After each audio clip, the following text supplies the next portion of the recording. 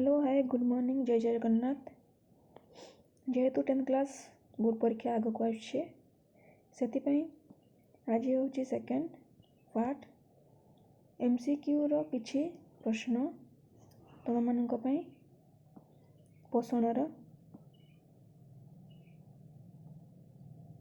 सबुज उद्भिद केउं प्रक्रिया रे निज खाद्य निजे प्रस्तुत करे होची आलोकश्लेषण। सबुज उद्भिद रे आलोकश्लेषण पई व्यवहृत आधार डैश अटे सबुज पत्र। सबुज पत्रर पृष्ठ रे छोट छोट रंध्र को कौन कुहा जाए? स्टोमाटा। क्लोरोप्लास्ट रे थिबा रस को कौन कुहा जाए? स्ट्रोमा। आलोकश्लेषण प्रक्रिया डैश वर्ण आलोक रे द्रुततर होइथाय लाल वर्ण। उद्भिद रे प्रस्तुत खाद्य डैश रे रूपांतरित हुए ग्लूकोज रे।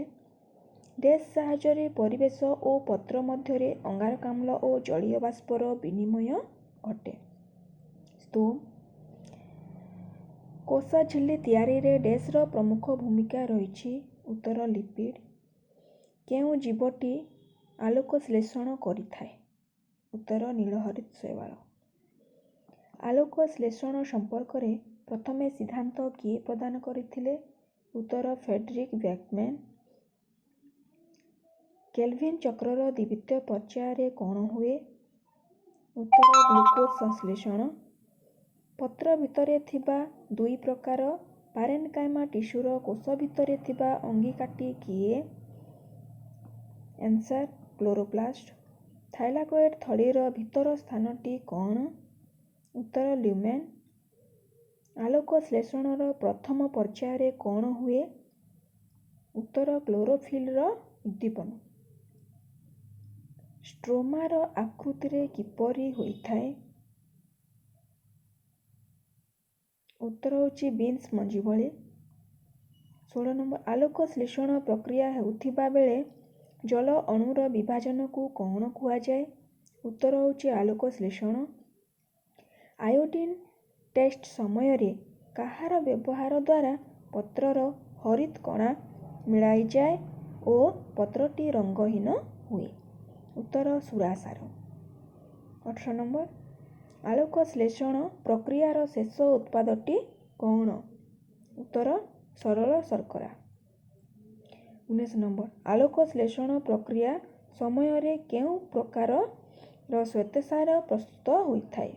सरल शर्करा। 20 नंबर फास्फर उपस्थिति रे आयोडीन रो रंग कौन होइथाय? उत्तर नीलवर्ण होइथाय। 21 नंबर होची केउं प्रक्रिया जोगु आम वायुमंडल को अनवरत अम्लजान रो जोगाण संभव होई पारिछि? उत्तर होची आलोकश्लेषण प्रक्रिया।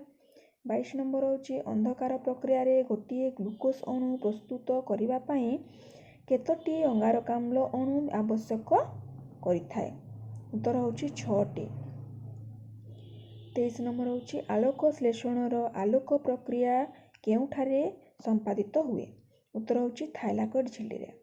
24 नंबर होची आलोकश्लेषणर अंधकार प्रक्रिया केउठारे संपादित हुए? उत्तर होची क्लोरोप्लास्टर स्ट्रोमा रे। 25 नंबर होची 6टी आरयूपीपी अणु सह 6टी अंगारकाम्ल अणु मिसी केतोटी पीजीए अणु सृष्टि करते? 12 गोटी।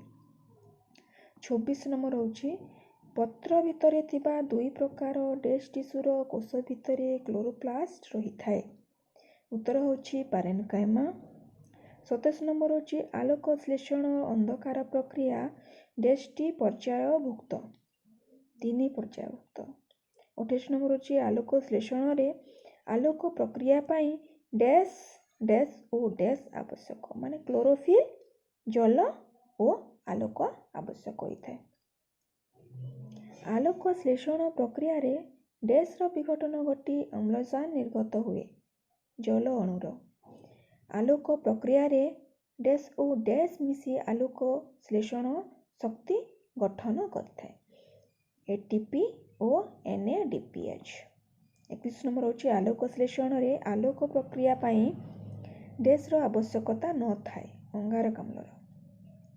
32 नंबर ରବର୍ଟ ଚିଲଙ୍କ ସିଦ୍ଧାନ୍ତ ଅନୁସାରେ 6ଟି ଅଙ୍ଗାରକାମ୍ଳ ଅଣୁ ଓ 10ଟି ଜଳ ଅଣୁର ରାସାୟନିକ ପ୍ରକ୍ରିୟାରେ ଶର୍କରା ଅଣୁ ସହ 6ଟି ଜଳ ଅଣୁ ଓ 6ଟି ଅମ୍ଳଜାନ ଅଣୁ ନିର୍ଗତ ହୁଏ। ଉତ୍ତର ହେଉଛି 12ଟି। 33 ନମ୍ବର ଆଲୋକ ଶ୍ଳେଷଣ ପ୍ରକ୍ରିୟାକୁ ବୈଜ୍ଞାନିକ ଆଲୋକ ପ୍ରକ୍ରିୟା ଓ ଅନ୍ଧକାର ପ୍ରକ୍ରିୟା ଭାବେ ବିଭକ୍ତ କରିଥିଲେ। ଉତ୍ତର ହେଉଛି ବ୍ଲାକମ୍ୟାନ୍। 34 ନମ୍ବର କ୍ଲୋରୋପ୍ଲାଷ୍ଟ ମଧ୍ୟରେ ଥିବା ମୋଟା ତରଳ ରସକୁ କହନ୍ତି। ଉତ୍ତର ହେଉଛି ଷ୍ଟ୍ରୋମା କହନ୍ତି। 35 ନମ୍ବର ହେଉଛି କେଲଭିନ୍ ଚକ୍ର ଠାରୁ ଆରମ୍ଭ ହୋଇ ସେହିଠାରେ ଶେଷ ହୋଇଥାଏ। RUBP। ଉତ୍ତର ହେଉଛି କ'ଣ? RUBP। 36 ନମ୍ବର ହେଉଛି ଥାଇଲାକଏଡ୍ ଝିଲ୍ଲିରେ ଥିବା ଏନଜାଇମ୍ ADPକୁ ATPରେ ପରିଣତ କରିଥାଏ। ଉତ୍ତର ହେଉଛି ATPH। 37 ନମ୍ବର ଆଲୋକ ଶ୍ଳେଷଣରେ ସୌରଶକ୍ତି ର ଶକ୍ତିରେ ପରିଣତ ହୁଏ। ଉତ୍ତର ହେଉଛି ଜୈବ ରାସାୟନିକ ଶକ୍ତି। 38 ନମ୍ବର ହେଉଛି ଆଲୋକ ଶ୍ଳେଷଣରେ ଆଲୋକ ପ୍ରକ୍ରିୟାରେ ଶେଷ ଉତ୍ପାଦ ଗୁଡ଼ିକ କ'ଣ? NADPH, ADP ଓ ଅମ୍ଳଜାନ ହୋଇଥାଏ। 39 ନମ୍ବର ଆଲୋକ ଶ୍ଳେଷଣର ଶେଷ ଉତ୍ପାଦ ତିନୋଟି କ'ଣ? ଉତ୍ତର ହେଉଛି ଗ୍ଲୁକୋଜ୍, ଜଳ ଓ ଅମ୍ଳଜାନ। Thank you. ଯଦି ଭଲ ଲାଗିଥିଲେ ଚ୍ୟାନେଲଟିକୁ ସବସ୍କ୍ରାଇବ୍ କରିବେ।